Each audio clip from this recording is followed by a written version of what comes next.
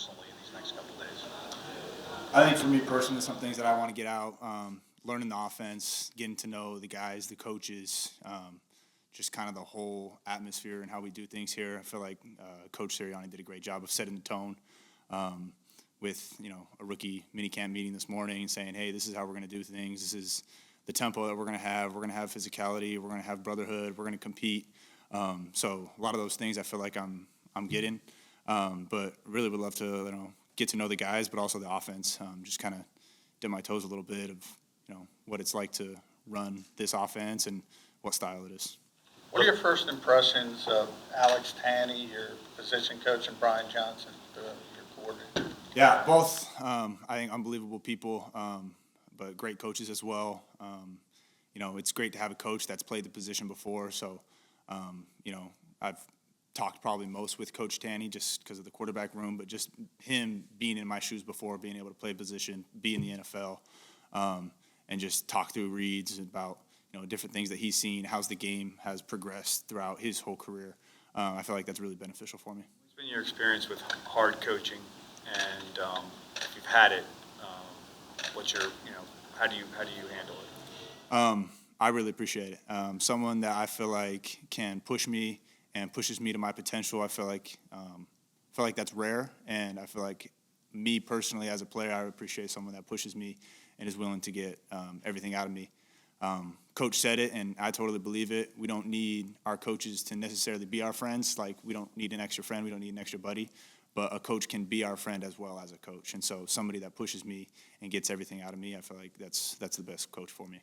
What were your pre-draft interactions with the team? Like, who did you meet with and where and all that kind of stuff? And what impression did you get of why they were drawn to you?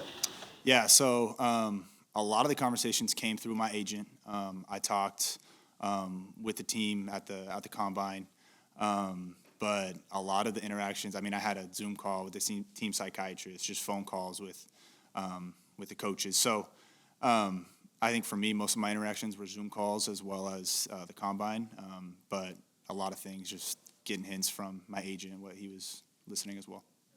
What's your impression of why they were kind of drawn to your game for this team?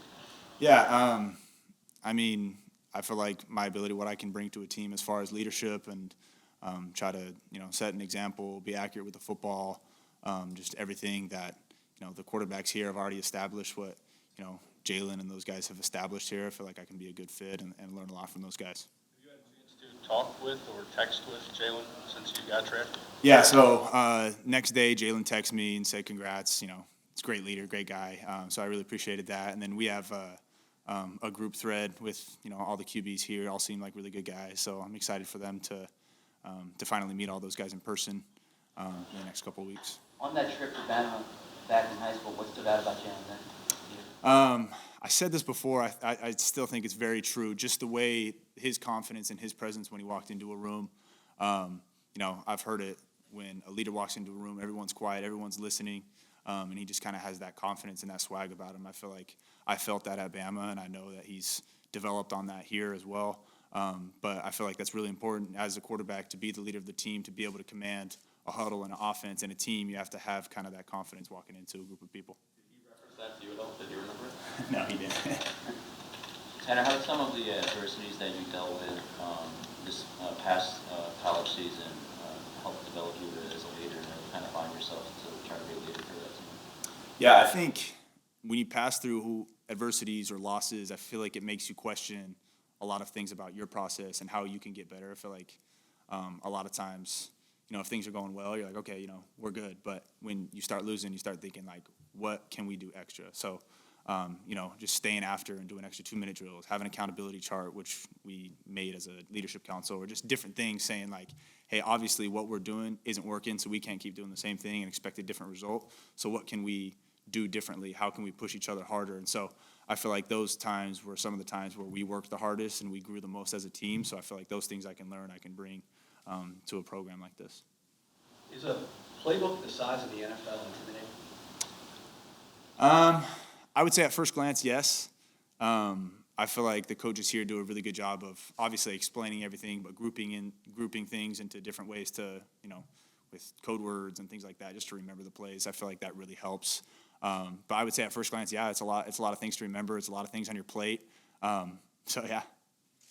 Take two more, and then we'll get Sydney up here. What's it like going from being a quarterback and a leader of a team to now being kind of the small fish in a big pond? Yeah, it's very different. Throws me back to, freshman year at Stanford.